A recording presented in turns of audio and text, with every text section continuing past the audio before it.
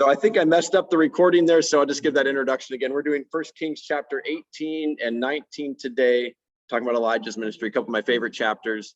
And so just as we are going today, we're talking about our favorite showdown scene in a movie. And for me, one of my favorite showdown scenes in a movie, there's a lot of them. I heard in here mentioned kind of A Few Good Men, you want the truth, you can't handle the truth. That's a good one, but probably even more favorite one for me would be Michael J. Fox in Back to the Future 3. In the Old West, he puts on like nobody knows, but he puts on kind of a bulletproof vest with an old cast iron stove lid, and he ends up beating the villain that way because so I like that showdown scene at the end. So, all right. I had to talk about that because there is a major showdown scene that happens right here in 1 Kings chapter 18. So as we get into this, I just want to give the lay of the land for the next couple of weeks. So we're meeting this week on 18 and 19. Next week, we're going to do 20, 21, and 22, which brings us to the end of 1 Kings. And then we're going to break because we start Lent. So we're not going to meet during Lent. And then after Easter, we'll pick up with 2 Kings and go through 2 Kings in about 10 weeks after Easter. So just so everybody has the lay of the land, what to expect and what's going on for midweek Bible class. So, all right, how about somebody online for us?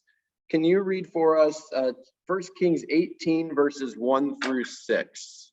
I can, Pastor. Thank you. And Carol, we'll get you next time.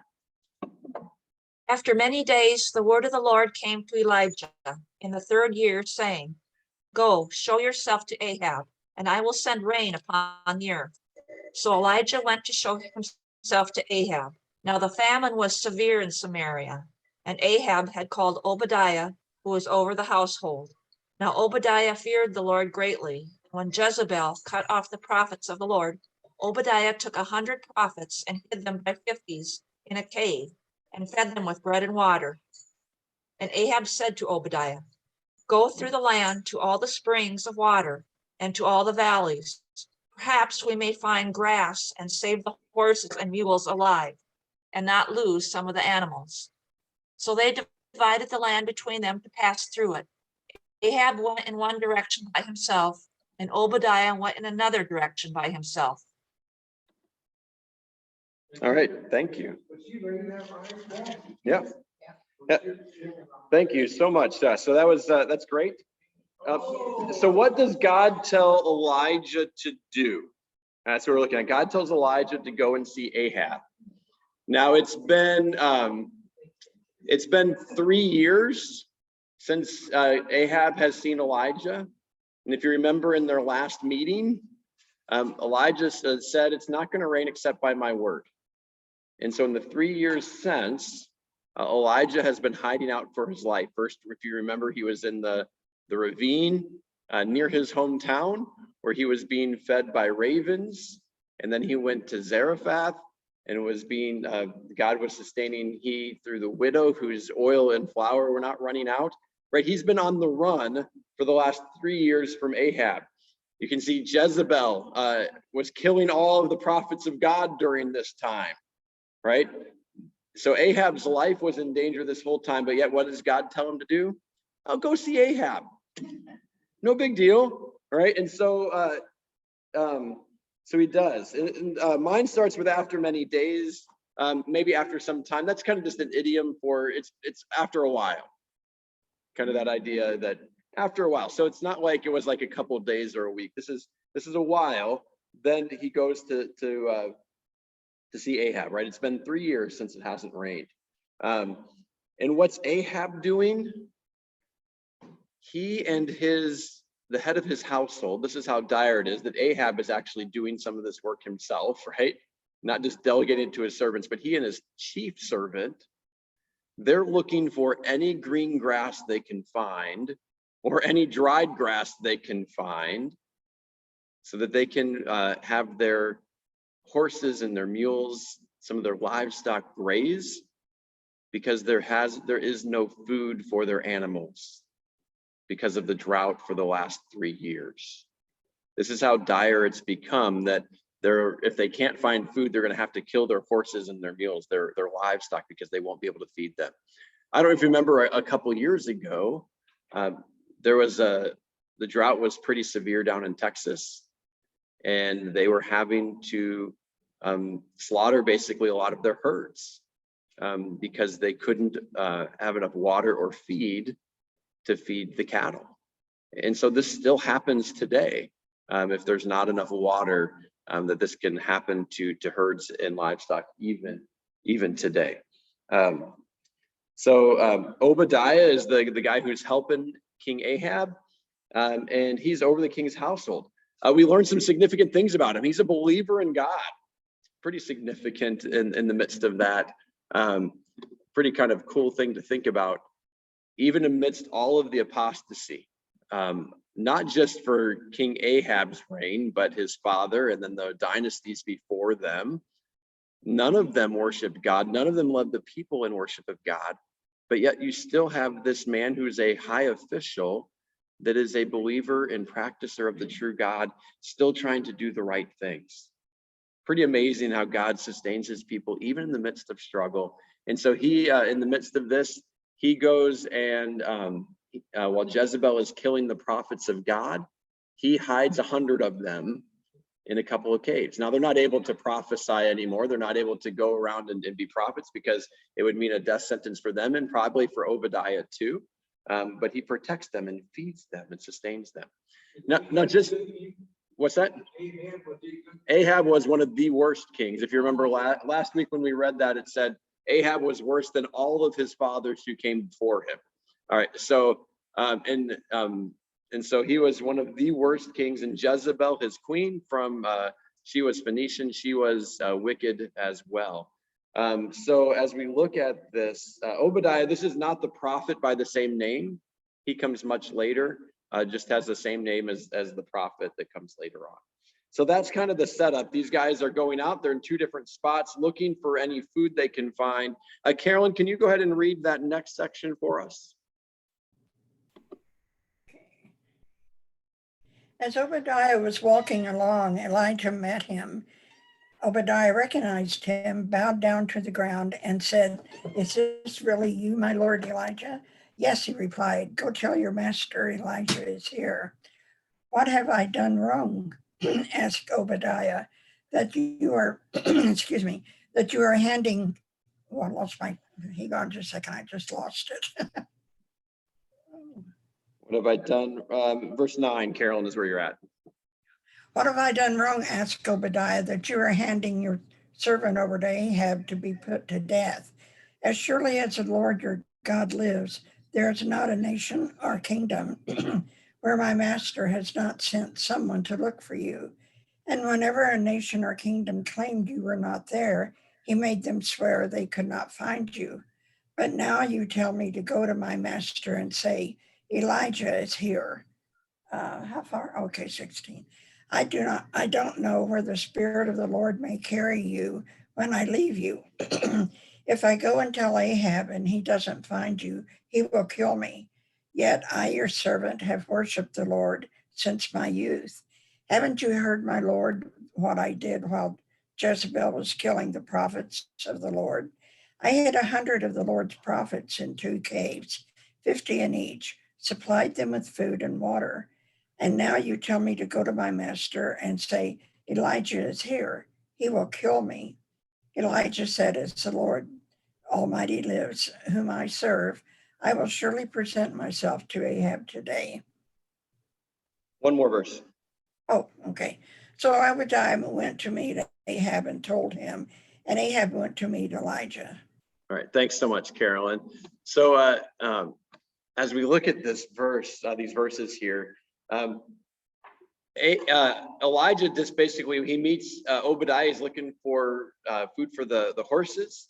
And Elijah says, hey, go tell King Ahab that I'm going to come see him today. And Obadiah is kind of like, what did I do to you? And here's why, because for 3 years, nobody's seen Elijah. That includes Obadiah, right? He's a faithful man of God who is serving in the king's house. He's even like, is that really you? Because he hasn't seen him for 3 years either. We've maybe had some people with COVID beards. So like Elijah maybe had like a huge COVID beard after 3 years. Maybe you could think of that. Is that really you? And so Elijah's like, yeah, it's me. Go tell. And so Obadiah knows that King Ahab has been looking everywhere for Elijah, not just in the kingdom of Israel, but he's going to every other nation around them and saying, do you have that Elijah in your country? Are you harboring him? You better not be. If you are, turn him over. No, you better swear to me.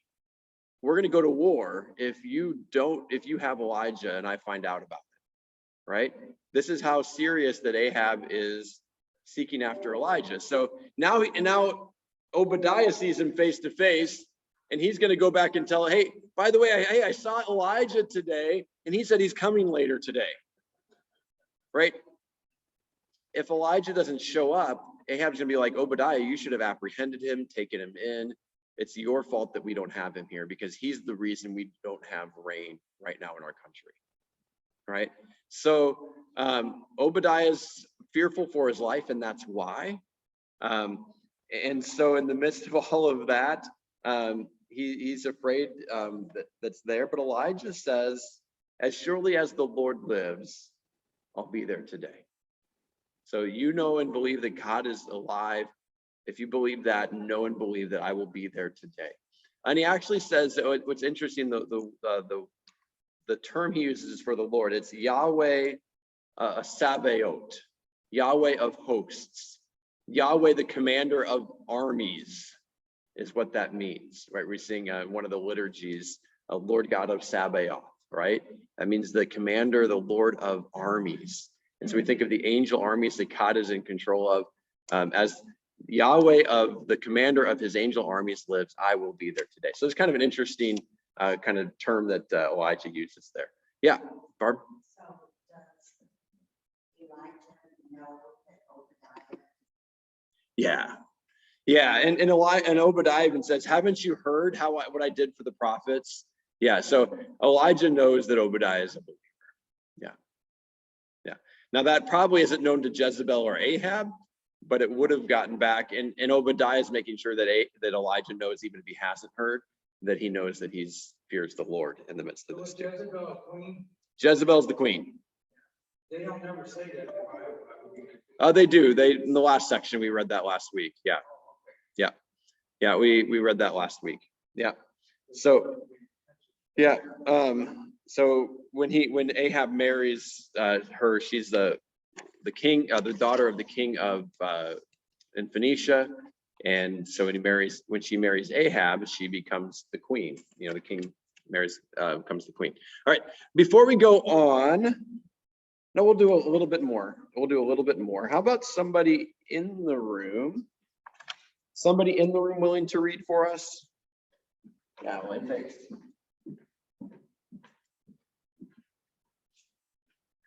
And it happened when Ahab saw Elijah, that Ahab said to him, is that you, O troubler of Israel? And he answered, I have not troubled Israel, but you and your father's house have, in that you have forsaken the commandments of the Lord and have followed the Baals. Now therefore send and gather all Israel to me on Mount Carmel, the 450 prophets of Baal and the 400 prophets of Asherah, and who eat at Jezebel's table. All right, thank you. So it's a little shorter section here. So let's go ahead and I want to share with you guys.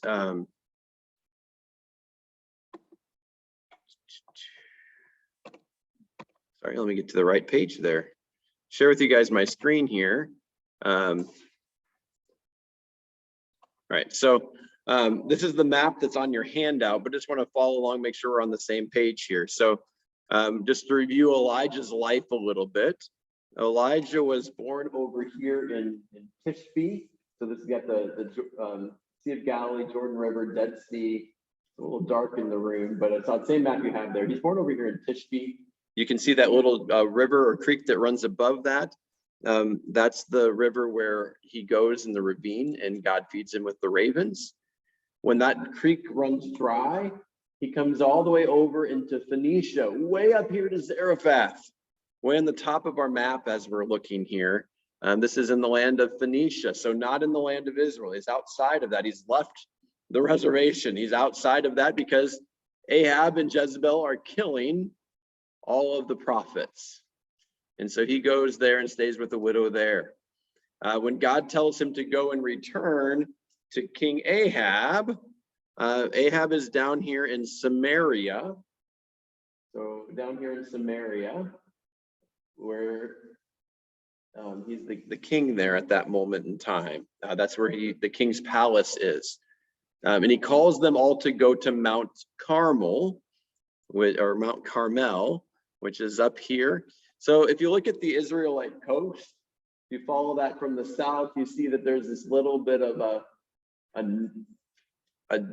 peninsula, just a little bit that juts out. You can see that on your map there too. In ancient history, or in ancient world, sometimes that was called the deer's nose. All right. And that's where Mount Carmel is. That the Carmel mountain range juts out a little bit into the Mediterranean Sea. And that's where we're talking about, right up here. And that's where he calls all people to himself. What's interesting is, so this is a showdown here that Elijah is saying. Bring your prophets of Baal and Asherah. Have everybody meet me on Mount Carmel. Now this is a border area between which two countries? Israel and? No, it's north of, what's just north of Mount Carmel there? Phoenicia. Phoenicia, yeah, Tom, right, exactly, Tom, yeah, Phoenicia. Where's Jezebel from? Phoenicia. Phoenicia.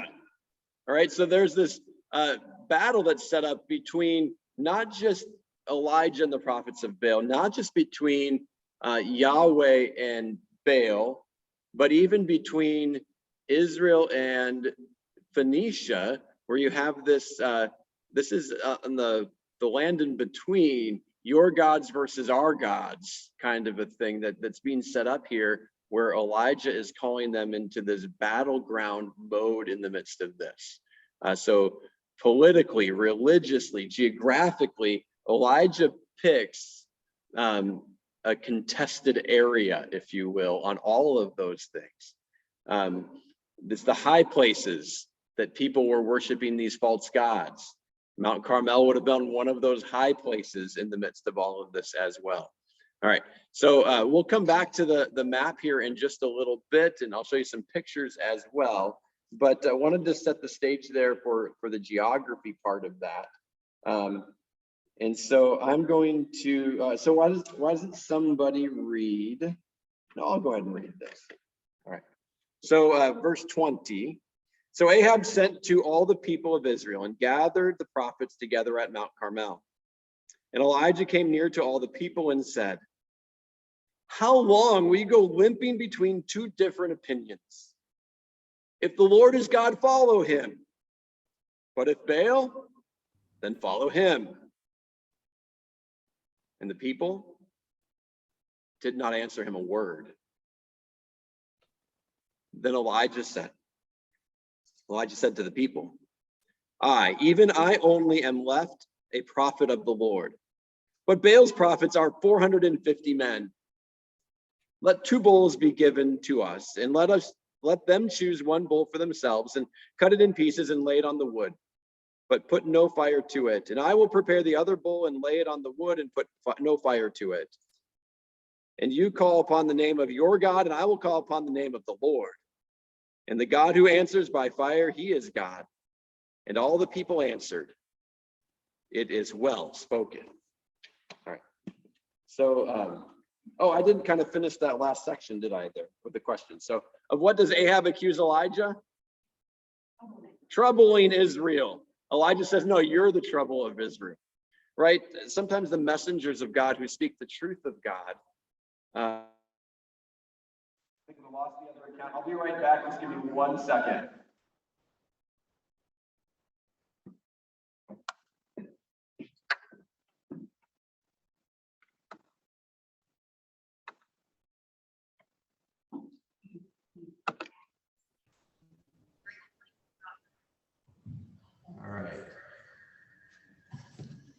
We can't see you.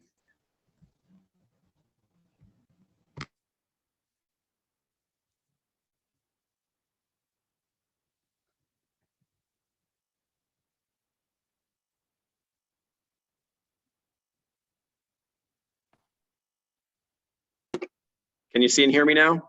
Yes. Yes. Okay, sorry about that. I'm not sure what happened. My computer decided this was gonna freeze for a second. All right, so we're back to that. Let me share my screen again. As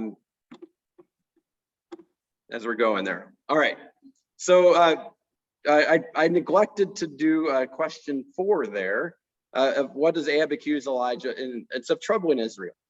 And Elijah turns it right back and says, no, you're the troubler of Israel.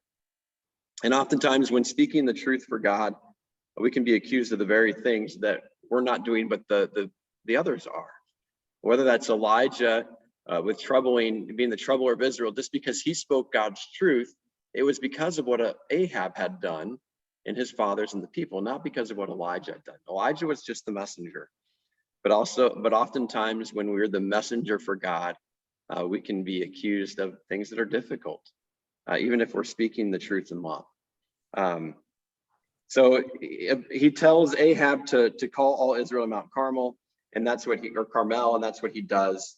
And so I don't know if it cut out while I was reading 18:20 through 24 or not, but we'll just go ahead and on to question 5 there. When everyone comes together, Elijah issues this challenge to the people, right? And he says, if Yahweh is God, worship and follow him. If Baal is, then worship and follow him. It is very similar to the same challenge that Joshua puts to the people hundreds of years before. Choose this day whom you will serve. The gods your fathers served beyond the river, right? That's Abraham and his his ancestors, or the gods that your fathers served in Egypt, or the gods of the Amorites in whose land you dwell. But as for me and my house, we will serve the Lord, right? Joshua says that you can't serve Yahweh and other gods. That was what the people around them did. They would just pick and choose whatever the flavor of the day was. That's the God they would serve. But Yahweh is a jealous God. He won't have and stand for any competition. Going back to Joshua, that's how it was, and beyond before that. Choose who you're going to serve. You can't serve 2 masters. Yahweh is not one God among many that you can just pick and choose and have partial allegiance to. And that's what Elijah is putting to the people. And he says, who will you serve? And they remain completely silent. And then, so then Elijah sets kind of the rules of engagement here. All right, it's going to be me and my God versus the 450 prophets of Baal and Baal. 2 bulls, 2 altars, no fire. The real God will rain fire down on the mountain. The people said, hey, that sounds really good. It's well spoken. We like those terms. All right. And so then we go on, chapter 18, 25 through 29.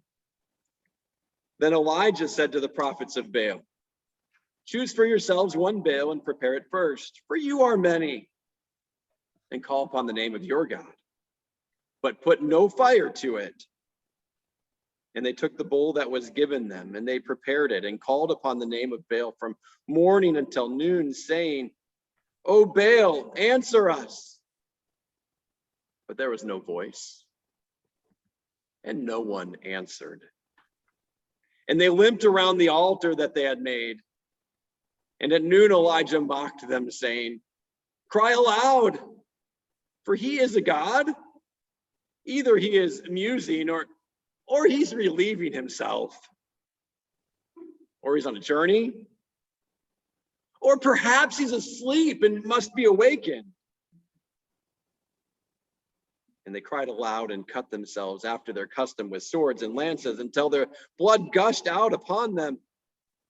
And as midday passed, they raved on until the time of the offering of oblation, but there was no voice. No one answered.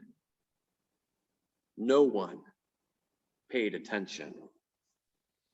All right, so thus far our reading here. What advantages does Elijah give to the prophets of Baal?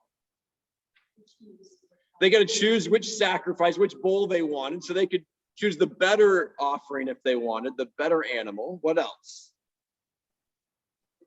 They go first. So if it was a matter of equals, right? Baal had the first opportunity to go first, right? They're not going at the same time. It's not a race, right? Well, Yahweh was just faster than Baal. No, they have the opportunity to go first. There's 450 of them versus one for Elijah. Baal has the opportunity to go first without any competition from Elijah or Yahweh. But no one answered, right? I love that phrase. No one answered. No one paid any attention. What does this end up showing? Thank God was with it. So it shows that, yeah, that the Baal, it wasn't a matter of unfair advantage for Yahweh. Baal has every opportunity here. And so when we think about this, we know that these gods are not gods, right? We know that there's only one true God. But at the same time, we know from history or maybe experience that there are evil forces, supernatural forces at work. Those powers come from Satan. When a god would act, right, in that way, Satan has that power, or his demons, to act through that to make something happen. So why couldn't Satan do anything here? God stopped him, right? Yeah. God restrained him, because it's not a matter of like Satan and Yahweh are equals. No, they're not equals. Yahweh is in complete control and has complete power, and he restrains Satan here to not allow fire to come and consume the sacrifice of Baal. But we know at times Satan and his minions have power. You look back to the Exodus account when Moses is there, when God does the plagues through Moses. And if you've read through that account recently or remember this, the first plague is the water into blood. The Egyptian magicians, sorcerers, they're able to duplicate this plague through their magical powers. We would say through their satanic arts, right? The second plague, they're able to duplicate that. I think the first three, they're able to duplicate it. But then it comes to a point where they are unable to duplicate it. And they say this comes from a god. This comes from a higher power than we have, right? And so because Moses, when he brings the plagues to Egypt, when God works through him to bring those plagues, it's not only so that God's people will be let go, but it's also judgment against these false gods of Egypt, to show that there is not any true power in them, right? Any power that is in them, it can come through demons, or there is no power. Those are the choices. But that's judgment there. And so in the same way here, this is judgment not just against Ahab and Jezebel and the people of Israel that have worshipped and bowed down to Baal, but it's in judgment against Baal, showing them that he has no real power when it comes to Yahweh. There is no comparison. And that's why Elijah gives him every advantage here, so that there would be no question and no doubt when the outcome happens, that Baal has no power and Yahweh does. Okay. So the prophets of Baal, they tried to get Baal to answer. So some of the things that they do in the midst of that, they call on the name of Baal. They limped around is what the ESV version has. Maybe some of yours has danced around, right? That's what it's describing, would be like a ritual dance where you're enticing Baal to do something by how you're moving and how you're going. It's a worshipful dance, maybe even like a tribal dance. We might even think of that in the midst of those things. The limped around, the way they're describing that dance is very derogatory, right? Because they want Yahweh wins here, right? So they're describing that in a very derogatory way. They cut themselves, the blood to entice Baal to hear them. And they do this from morning until the oblation. That's the evening sacrifice. And they even, like, it talks about these, what is it? Mine says they raved on, right? They raved on. That can be like they prophesied. Again, they're doing this in a negative connotation here, but it's the same kind of verb that's there. It'd be like they did their mantra. They kept repeating the same chant over and over and over again. They kept raving on, they kept prophesying on, trying to get Baal to hear them. That's the picture that we get. And this happens from morning until evening. This is going on. What does Elijah say? How does he mock them? Yell louder, cry louder. Maybe he's musing, maybe he's thinking about something else that's important. Maybe he's going to the bathroom, all right, relieving himself. This is the only time this verb is used here in the Old Testament. Maybe he's gone on vacation, right? Cry louder, right? So he's mocking them in the midst of this, in the midst of all of these things. All right. All right. Well, so they've set the rules of engagement, and he's taunting them in the midst of that. They don't need to defend Baal. Baal's going to defend himself, is what they believe. If you remember back to if you've studied Gideon and the Judges, Gideon tears down the altar of Baal, and the people want to kill Gideon. And one of the things that I think his dad says, well, if Baal's a god, let Baal contend with Gideon. Let Baal deal with him if he's a true god. And that saves Gideon's life, but he also takes a nickname like Jerubbaal, which means let Baal contend with him. And so it might be the same kind of idea, right? Hey, Baal will get what's coming to you, Elijah. And if not, probably Jezebel will, right? You know, in the midst of that. They're worried about trying to get Baal to do what they want. Because for them, their worship, their religion is all about controlling the gods, enticing the gods to do what they want. The gods are not benevolent or merciful. The gods need to be enticed and controlled and tricked into doing what you want them to. So that's why they're doing all of these kinds of things. So did they realize that they walked to know the Lord instead of found? We'll keep reading here and find out what happens. Is there any other questions about this section? Comments, thoughts? Oh yeah, go ahead, Elvira. So with the false gods, the relationship was more like the people could control the god and then be obedient to God. Yeah, so the question is the relationship between the people and these false gods. It was more about they were not benevolent or merciful. The gods were not necessarily looking for relationships with the people. The gods had their own whims and personalities and everything else. And so worship was more about enticing or controlling the gods to get them to do what you wanted. So the obedience or sacrifices, or we talked about even like sexual acts, those were all done to get the gods to do what you wanted, to entice them to be merciful or to send rain or to cause fertility. Yeah, Barb? What I was asking, back to raved on, and you said it was like prophesying and everything. I always thought that raved on was like, oh, you're so great. Yeah. Crazy. Yeah, so the raved on, you know, it's related to that word prophesying, right? Prophesying just means speaking for God. And so, yeah, they could have been trying to like entice him with flattery or whatever else. But really, it's probably more like some kind of incantation or mantra. And that would be more like speaking the words of Yahweh or for Yahweh or prophesying. It's related. It's related to those same things. So it's they're doing this to try to get Baal to do what they want. Because he had false prophets too, right? These are all prophets of Baal. Yeah. Yeah, I don't understand why they would be talking about Yahweh. They weren't talking about Yahweh. No, so prophesying doesn't mean talking about Yahweh.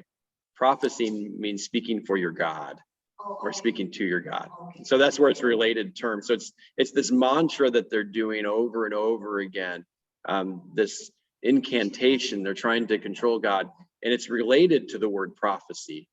But again, in the context, it's kind of gone to raved on, where it's babbling on, or those kinds of things where it just nobody was hearing, no one was listening. Okay. Yeah, Elvira? So that kind of relationship, does that have anything to do with the false religions of today? Where people are more, The question is, does that have that relationship? Does that have to do with false religions of today? Maybe in a little bit of a way. I think many world religions today, it's more about what you do to get right with God. And so in that way, it's like you're trying to do all the right things so that God will give you, or the higher power, or whatever it is, to earn or work your way there. So in that way, those religions are the same, that aren't, the true religion with Yahweh, because it's not with Yahweh, it's about what he does for us. With these other religions, it's about what we have to do to attain enlightenment or please a God or anything else like that. So in that way, they're similar. Yeah, Martha? Well, I think even in our world religion today, it's even a step higher. They're trying to become like God. Yes, and some of them today, they are trying to become like God too, depending on which religion you're looking at. Yeah. As they're going there. Any other thoughts or questions? Anybody online have a thought or a question? All right, let's go on. And I'm going to read again, just because, like I said, this is one of my favorite parts of this book. So I'm going to go ahead and read this next section. Then Elijah said to all the people, "Come near to me." And all the people came near to him. And he repaired the altar of the Lord that had been thrown down. Elijah took 12 stones according to the number of tribes of the sons of Jacob, to whom the word of the Lord came, saying, "Israel shall be your name." And with the stones he built an altar in the name of the Lord. And he made a trench about the altar, as great as would contain 2 seahs of seed. And he put the wood in order and cut the bowl in pieces and laid it on the wood. And he said, "Fill 4 jars with water and pour it on the burnt offering and on the wood." And he said, "Do it a second time." And they did it a second time. And he said, "Do it a third time." And they did it a third time. And the water ran around the altar and filled the trench also with water. All right, so what does Elijah do? Describe his actions. So he draws the people near. He's like, all right, stop paying attention to those guys. Come here, I want to show you where the action is. And so then he repairs the altar of the Lord. And he has 1 stone for each tribe. And so both of these things would remind them of their past and God's faithfulness to them, as he called them out of Egypt, as he called Abraham and Isaac and Jacob, as he renamed Jacob to be Israel. It would remind them of their identity and who they were in relationship to their God. And then he makes a trench. The trench says 7 with 2 seahs. That's about 7 quarts. So not like a crazy huge like swimming pool, right? But 7 quarts, so it's like 2 gallons almost is what that trench could hold. And then he puts. So in the middle of the drought, that's a lot, Martha. You're kind of getting ready for my point. You're already ready for that here in a second. No, it's perfect, right? And he puts the wood on the altar. He cuts the animal and puts that on top of it. But he's not done yet. He gets water, these 4 jars, and he has them dumped out on the altar. And probably in the middle of the drought, the first time he says, go get 4 jars of water and put them on the altar, every day it's like, you want to waste what? On what? Why are you putting water on this? It's supposed to be burned. Why are you doing this? All right. So again, this middle of the drought hasn't rained for 3 years. And so water is precious, right? What was Ahab? Ahab himself was going out looking for any grass that was growing to feed the animals, just because there wasn't water, right? And so, but here Elijah seems to just wasting that, pouring it on the offering. Not once, not twice, 3 times. So it's completely both symbolically and literally drenched. So much so that the offering, the wood, the ground, even the trench is filled. There's so much water left over that it fills this trench in this parched ground. There's 2 gallons of water left over, basically, if you think about that. That's how much water was dumped on this after the parched ground is filled up. All right. So not only does he give Baal and the prophets every advantage, he gives Yahweh every disadvantage. Yahweh gets second pick on the sacrifice.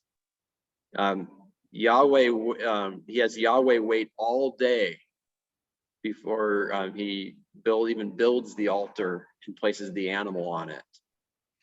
After the altar is built, he completely drenches it so that there's going to be no doubt that this had to be from superhuman reasons. Well, it wasn't just the ground was dry, or he snuck some embers in there and then it just started, right? There's no doubt that this is supernatural in the midst of this. Yeah, Martha? I just heard a thing. Wouldn't it almost have to be a God thing to keep the water in there because it's dry as it is? Wouldn't you think by the nature of the water and, Yeah. it would seep in? Eventually it would. Eventually that would seep in. Again, this is rocky ground. You've been there, Martha, too. So in the midst of that, some of that stone would hold that a little bit longer in the midst of that if there's a trench around those things as well. But that's what happened. He's giving Yahweh every disadvantage. All right, and let me finish this here too. At that time, the offering of oblation, that's kind of the evening sacrifice, Elijah the prophet came near and said, "O Lord, God of Abraham, Isaac, and Israel, let it be known this day that you are God in Israel, and that I am your servant, and that I have done all these things at your word. Answer me, O Lord, answer me, that this people may know that you, O Lord, are God, and that you have turned their hearts back." Then the fire of the Lord fell and consumed the burnt offering and the wood and the stones and the dust, and licked up the water that was in the trench. And when all the people saw it, they fell on their faces and said, "The Lord, he is God. The Lord, he is God." And Elijah said to them, "Seize the prophets of Baal, let not one of them escape." And they seized them, and Elijah brought them down to the brook Kishon and slaughtered them there. So they said, "Yahweh, he is God. Yahweh, he is God." So Elijah prays, "Let them know that you are God. Turn their hearts back to you."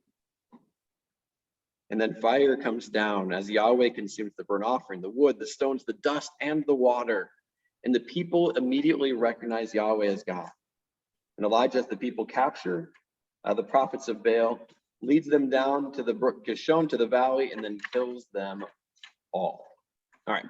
So as we look at this here, I want to show you a couple pictures. All right. So this is there's like a monastery or a temple or a church. I don't know exactly what, but there's in Israel, there's this national park, and they have this statue of Elijah. And I don't know how well you can see that, whether in the room or online, but Elijah's holding what? A sword. And can you see what he's standing on? It's a person.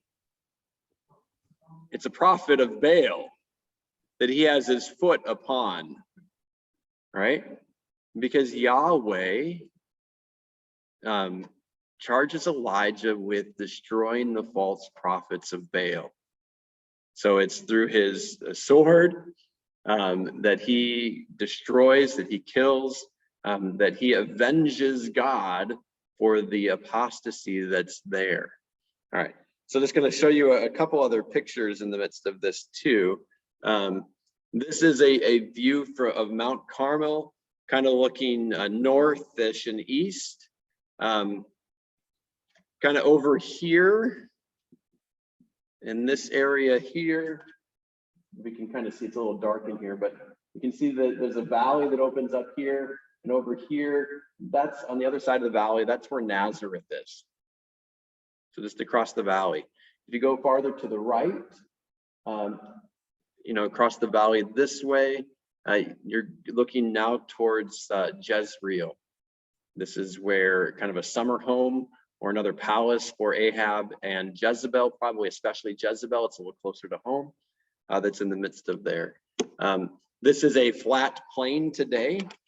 Let me show you another picture of this. This is kind of, this is in the fall before the rainy season. This is much greener. It's in the spring after the rainy season, kind of looking towards the east, as you know, kind of looking again in that direction, in that way. As you look out, those buildings down here, this is where Megiddo is today, and was at that point too. So it looked across this plain. Now in the days of Elijah, that plain of Jezreel, or the Jezreel Valley, was much less a plain than it was kind of a marsh. That wasn't, it was hard to grow things there. It was too wet many of the years. Now, during a drought, what's going to happen to a marsh? It's going to dry up. But most of the time, as you were going through these lands, you couldn't go through the middle of the valley because it was too marshy. You'd have to hug down near the Kishon, near the edges of the hills. And there were a couple of routes that you could go through that were high enough and where you could maybe sneak your way through, where there would be a trade route to get to the other side.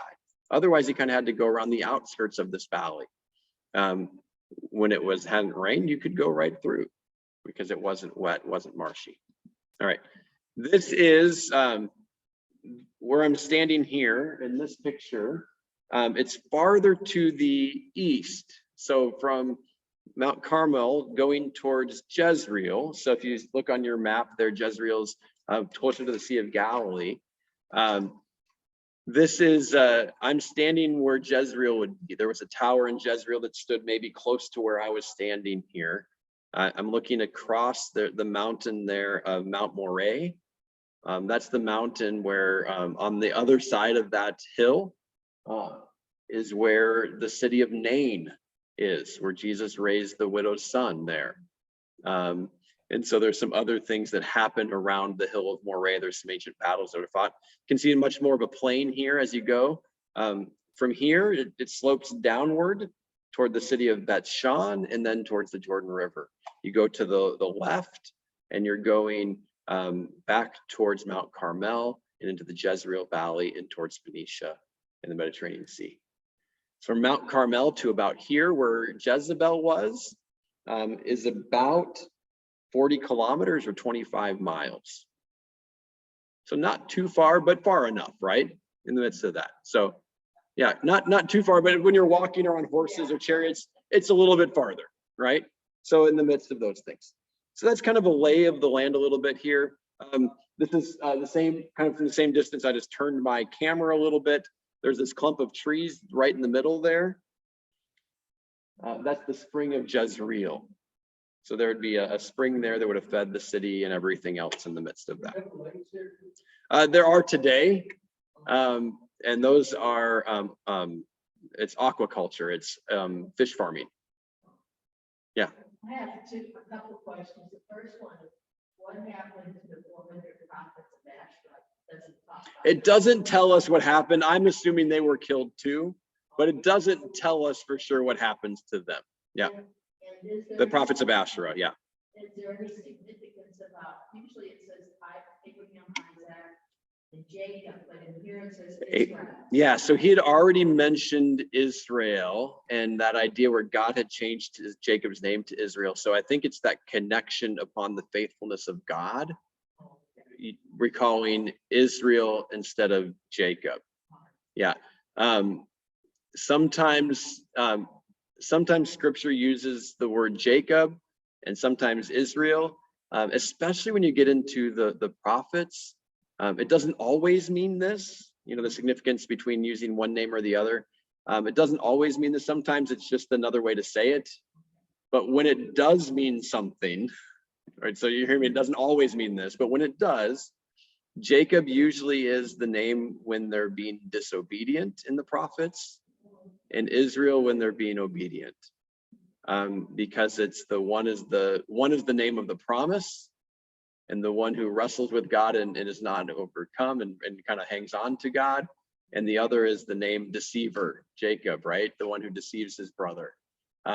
It doesn't always mean that, so don't always just assume that that's it and read that much into it.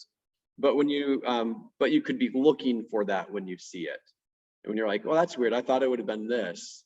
You can see if that kind of would line up for that to mean, or to have that nuance in the midst of it too. Like I said, it doesn't always mean that, but it does sometimes. That's a great observation, Elvira. All right. Any other questions, thoughts before we kind of keep going on? So when it says that all the Question in the room here. that say were killed, The prophets of Baal? Yeah. well, I thought it was a prophet, but I thought she didn't ask. She asked, was it also the ones of Asherah, the prophets of Asherah? Yeah, so we're not told specifically. We're told they were called to assemble, but we're not told if Elijah also had them killed. In my mind, it would make sense. You've got the people, you've got the will, you've got the power. Let's wipe them. Let's wipe all of the apostates out, right? Let's do this the right way for the Lord here. But they had separate altars for Asherah and Baal. So they were sometimes. So there were idols. There's Asherah poles. They would do this by trees. So it's just how the practices were a little bit different. But they were, like I said, it was Yahweh or these other ones. But Baal and Asherah, you could worship side by side and there not being a problem. Yeah. So it wasn't like they were in competition between each other. From a God standpoint, from a human standpoint, I'm sure there probably was that, but not from a God standpoint. All right, let's keep going on. How about somebody online? Can somebody read verses 41 to the end of the chapter of chapter 18? Can somebody read that for us? I can, Pastor. Thank you. And Elijah said to Ahab, go up, eat and drink, for there is a sound of the rushing of rain. So Ahab went up to eat and drink, and Elijah went up to the top of Mount Carmel, and he bowed himself down on the earth and put his face between his knees. And he said to his servant, go up now, look toward the sea. And he went up and looked and said, there is nothing. And he said, go again, 7 times. And at the 7th time he said, behold, a little cloud like a man's hand is rising from the sea. And he said, go up, say to Ahab, prepare your chariot and go down, lest the rain stop you. And in a little while the heavens grew black with clouds and wind, and there was a great rain. And Ahab rose and went to Jezreel. And the hand of the Lord was on Elijah, and he gathered up his garment and ran before Ahab to the entrance of Jezreel. All right, thank you so much. All right, so as we're looking here, as we're talking through this, what happens now that the false religion has been overthrown? Rain. Now that the false religion has been overthrown, God sends rain. After 3.5 years. 3.5 years. Yeah, 3.5 years. And then Elijah tells Ahab, you better get home because it's going to rain, right? Because what's between here, Mount Carmel, and Jezreel? Well, it's the valley of Jezreel, right? which can turn into a marsh when the rain comes, right? And so he says, you better get going home, right, on your chariot. Better get going home. And so, and then it says Elijah ran past him, filled with the strength and the Spirit of the Lord. And so I've heard people say this in kind of two different ways, like of how they kind of explain this or talk about this. One is like God gave Elijah superhuman speed like the Flash and just kind of went past him all the way to Jezreel. The other is that like, well, because of the rains and because of the marshlands, kind of Ahab's chariot got stuck and he had to take the long way home and he had to pick his way around those things. I think it's in a sense both, right? It says he was filled with the strength of the Lord. And so this is like 25 miles, almost a marathon. So I think God gave Elijah the strength and the stamina to be able to run a fast human pace for that whole time. So that's the supernatural part of it, right? And I think because of the rains, Ahab's chariot, he couldn't go the fast way across the plain.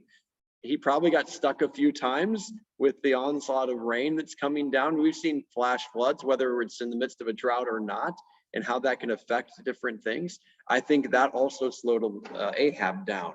So was God doing both of those things, both through the natural way and the supernatural way? Absolutely. So God again showed his power and showed his favor towards Elijah by allowing him to beat Jezreel, or beat Ahab back to Jezreel. All right. So, but he runs there, and now let's see what happens. The aftermath of this. How about somebody in the room? Can you read for us 1 Kings 19 verses 1 through 8? Rusty Elaine's got the microphone right behind you. Now Ahab told Jezebel everything Elijah had done and how he had killed all the prophets with the sword. So Jezebel sent a message to Elijah to say, may the gods deal with me, be it ever be so severely, if by this time tomorrow I do not make your life like that of one of them. Elijah was afraid and ran for his life. When he came to Beersheba in Judah, he left his servant there while he himself went a day's journey into the desert. He came to a broom tree, sat down under it, and prayed that he might die. I have enough, Lord, he said. Take my life. I am so bitter that my ancestors. Then he would lay down under the tree and fall asleep. All right, thank you. All right. I'll do a little bit more. 3 through 8, Rusty, through 8. All at once,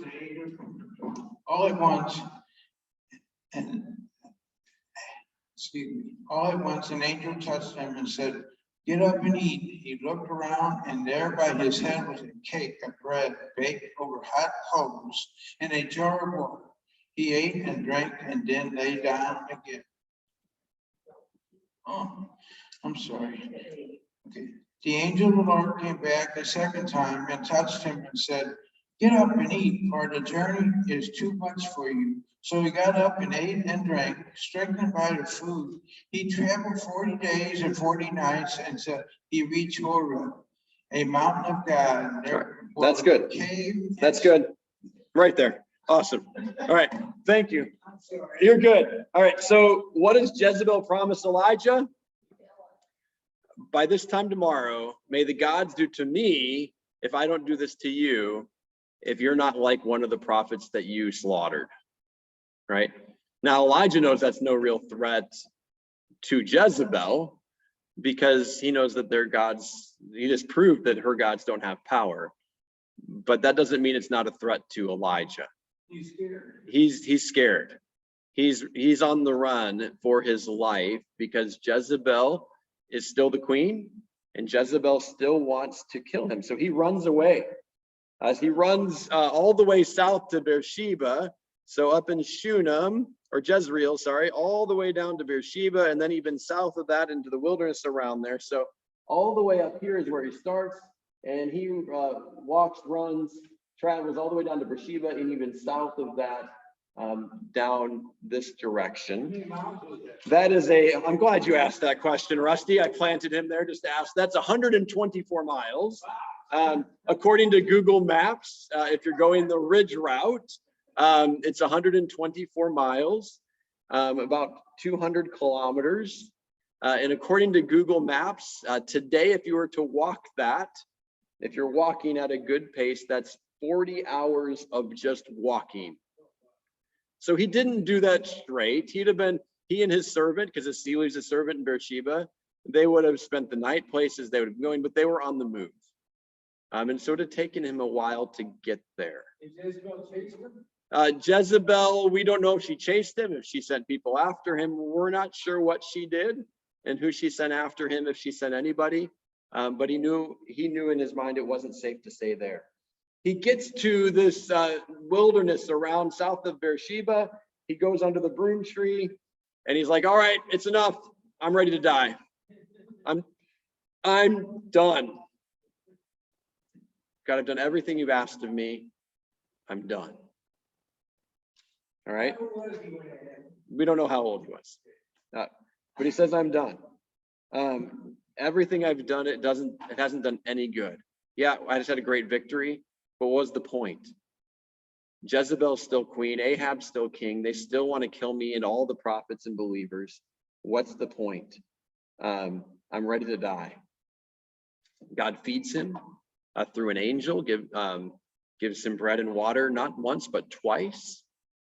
And then he sends him, or then he goes to, then he went with that strength that they gave for that food to the mountain of God, Mount Horeb. We might know it better by another name.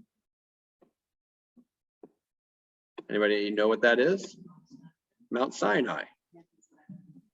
Mount Sinai is Mount Horeb.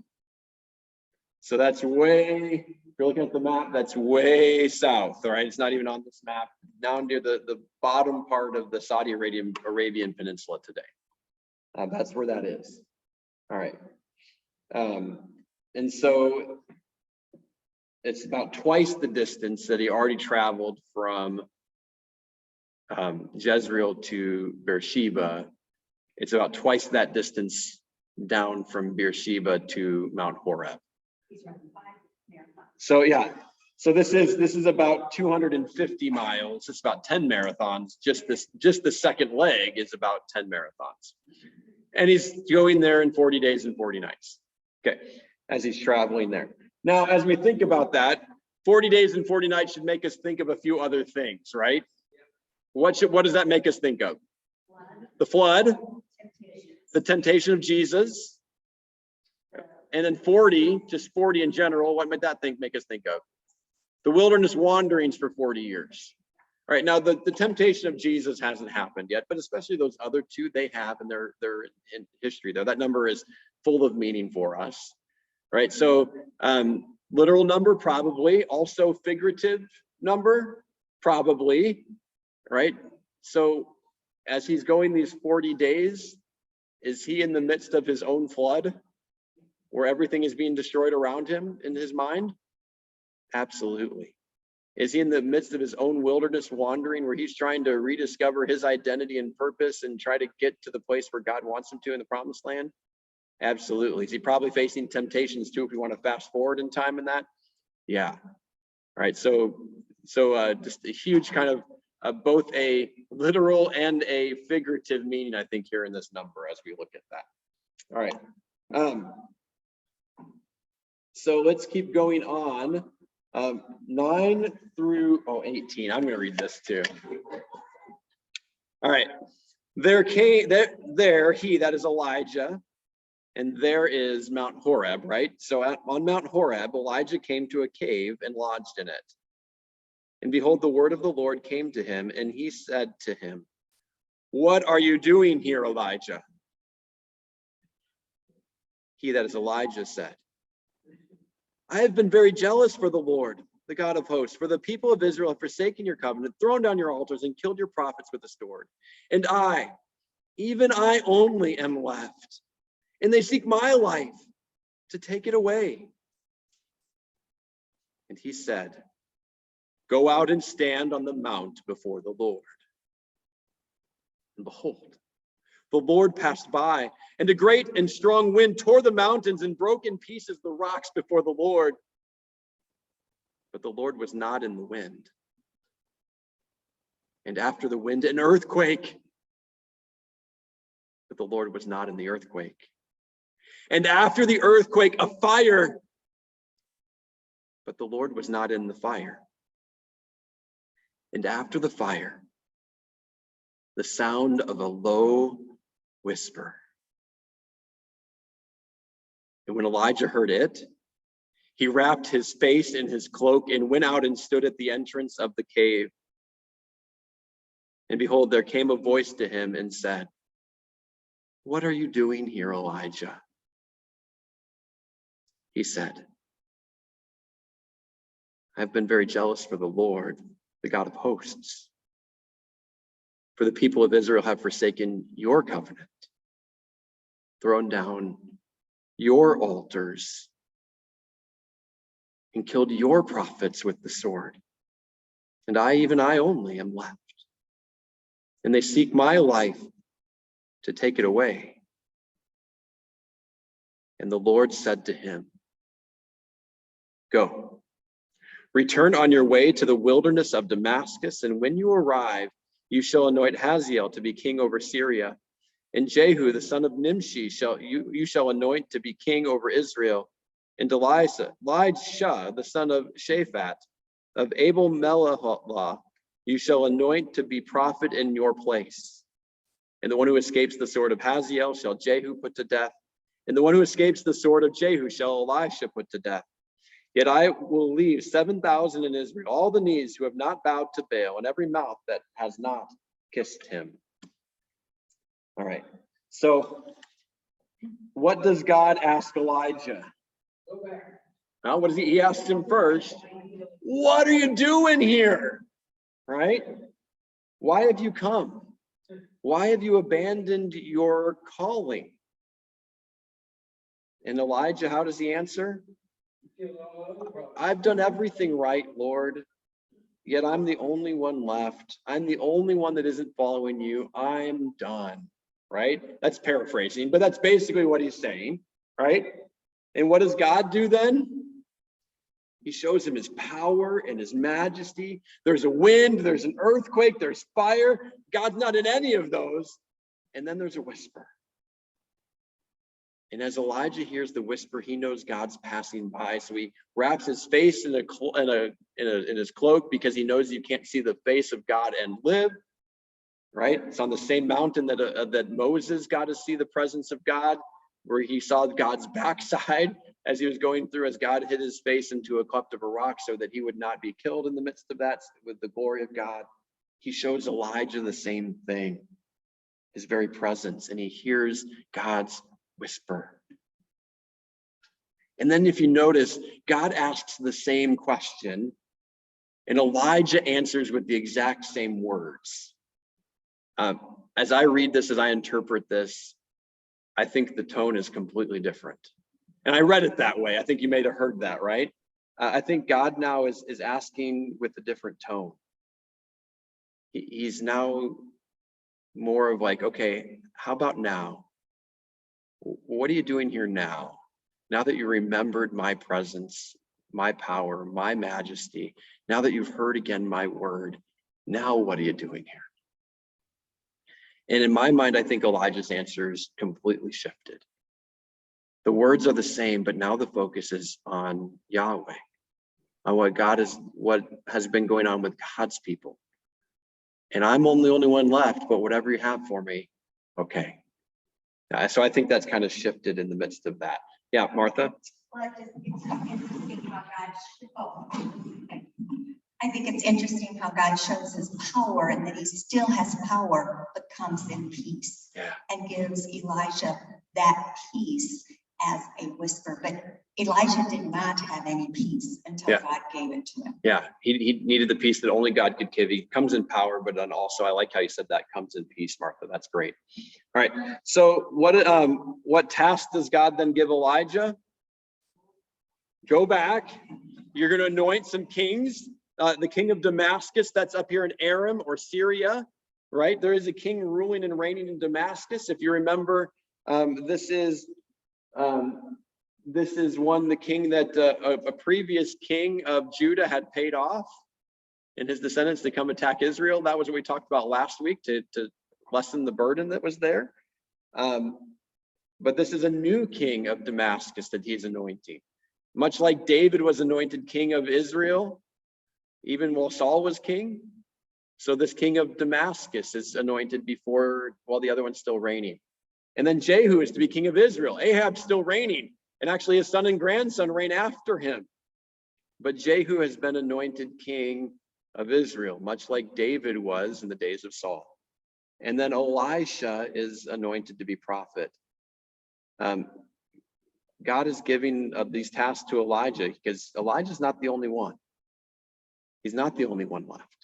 He's not the only faithful one. 7,000, and God's judgment is coming and will come through these people. And he even gives Elijah a successor, someone to share the burden with. Now, if you notice, is this guy from Damascus, is he probably a believer in Yahweh? He's Syrian. He's not an Israelite. He's worshiping false gods too. But as we talked about before, as Baasha was the one who brought judgment against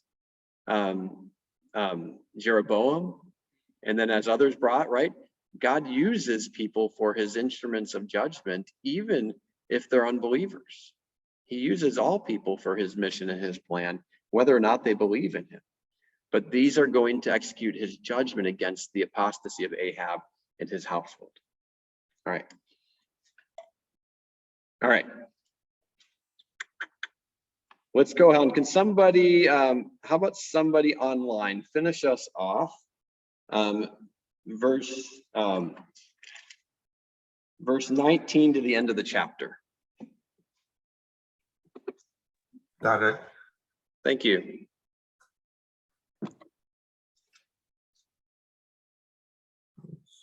Thought I had it. Just a second. 19 verses 19 to the end of the chapter. Okay.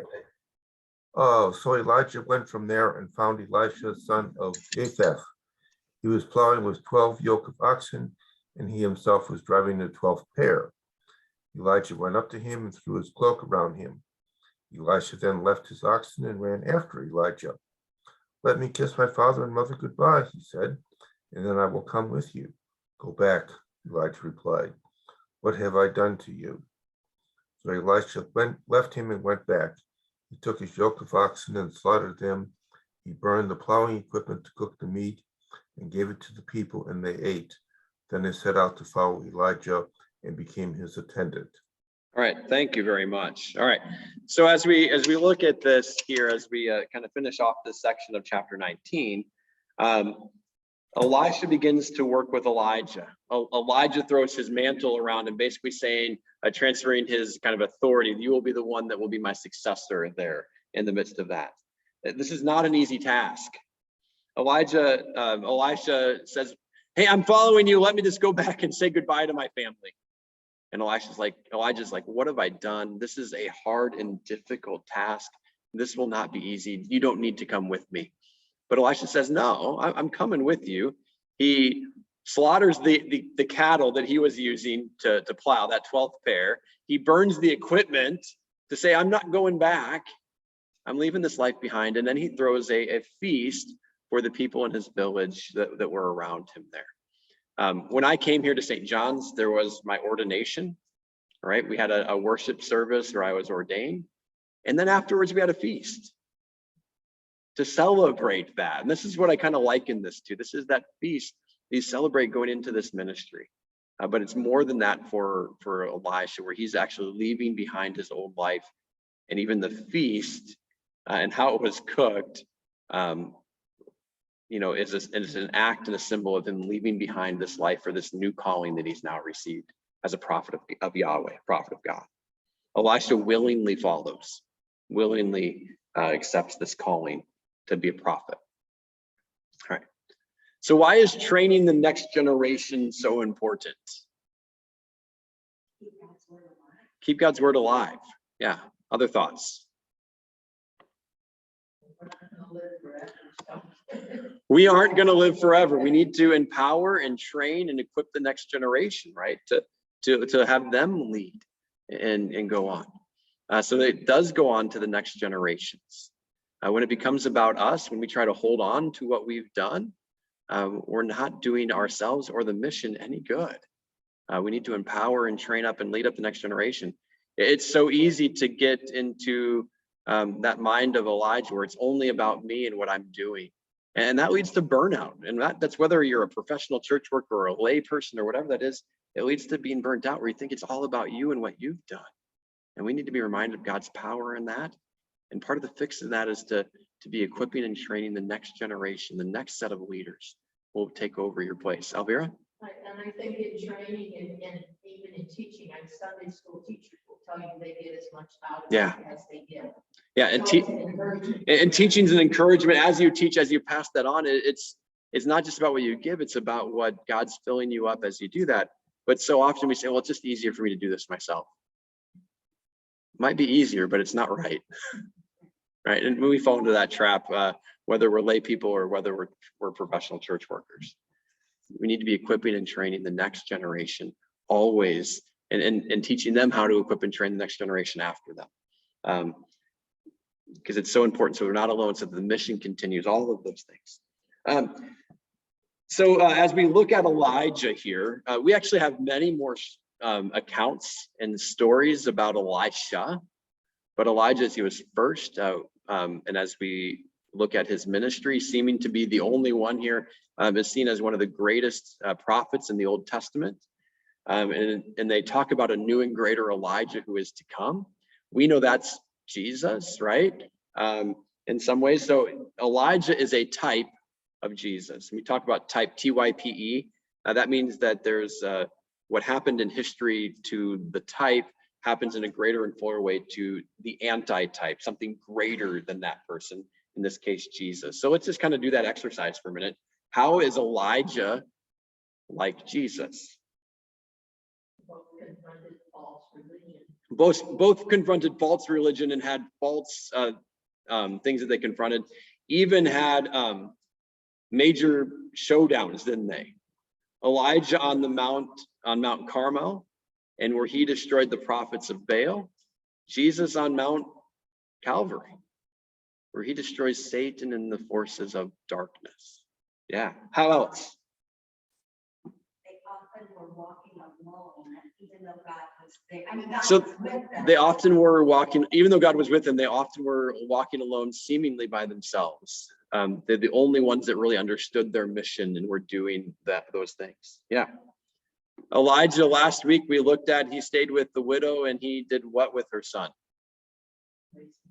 Raised him from the dead. Jesus raises the widow's son and Nain.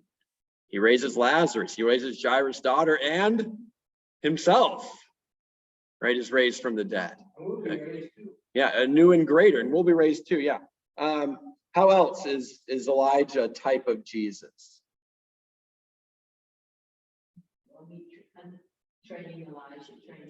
So training Elisha, and then training the disciples, and we haven't gotten there yet, but we will. And after Easter, we'll see how Elisha actually receives Elijah's spirit. Jesus, after the resurrection, he breathes on the disciples and gives them his spirit, and then sends the Holy Spirit to them in a new and an even greater way. Last week we saw how he stayed with the widow, and as long as he was there, what was in the widow's jars? Flour and oil for bread, right? Elijah fed her with bread. What did Jesus do? He fed 5,000 people. And then we think about the Lord's Supper, he feeds us too. We'll talk about this in a few weeks or after Easter as well. Elijah at the end of his life is taken up into heaven with a chariot and a whirlwind of fire. Jesus ascends into heaven to rule and to reign. And so we see a lot of similarities as Elijah, what God did with Elijah in history, he does an even greater and fuller way with Jesus. Yeah, Elvira? Could you compare the Jesus being forsaken on the cross with Elijah being? That forsaken and feeling that, yeah, I think you could compare Jesus forsaken on the It's not cross. exactly the same. Not exactly the same, but both were persecuted. You know, you could keep going here. There's probably other similarities we could do, but yeah, there's a lot of these where we see Elijah as a type, foreshadows who Jesus is. How are we strengthened when we are discouraged and feel like we're the only one left despite everything we've tried to do? How does God strengthen us? And to think about that, how did God strengthen Elijah again? What did God do for Elijah to strengthen him when he was discouraged and thought he was the only one left? He fed him, and on the mountain he heard the whisper, the presence of God, the word of God. And when he sent him back, did he surround him with other people? Yeah, and God does the same thing with us, right? Does he feed us? Feeds us with a meal from heaven, with the Lord's Supper. Does God remind us of his presence through the word, sometimes whispered at us, that whisper of the word in our hearts through his word? And does God give us others to help us in our mission? Yeah, the church. So how does God sustain us when we struggle, when we're discouraged, when we're kind of anxiety or stressed out or burnt out? Through his sacraments, through his word, through his church. And the same way that he did for Elijah. And we just have that special gift of the constant presence of the Holy Spirit. Amen. Yep. I mean, when you go to bed at night, you're feeling discouraged about your day. Through the Holy Spirit, God is in Yeah. control. And we have the Spirit of God that's with us, as Elvira is saying there, that we know that he is with us, that's sustaining us, lifting us up, showing us his word, using the sacraments, using other people around us to strengthen us in those ways. Yeah. Any other thoughts or questions about that piece or anything else that we've studied here this morning?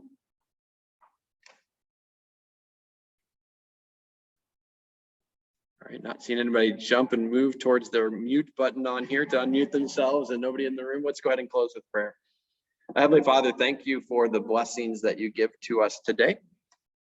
Lord, thank you for sustaining us in the midst of things that are discouraging, that are hard, that are difficult. Lord, you've got us in all of those things. Thank you for reminding Elijah of your presence and your care. Thank you for renewing his call in his life. Lord, when we're discouraged, when we struggle, thank you for being with us in those times too. And through your word, through your sacrament, through your church, continue to strengthen us and renew us. Thank you for renewing that call in our lives to be your baptized children. Go with us this day. We ask this in Jesus' name. Amen. All right, thank you, everybody. Again, next week will be our last time of 1 Kings, and then we'll take a break during Lent. Oh, no, I would not.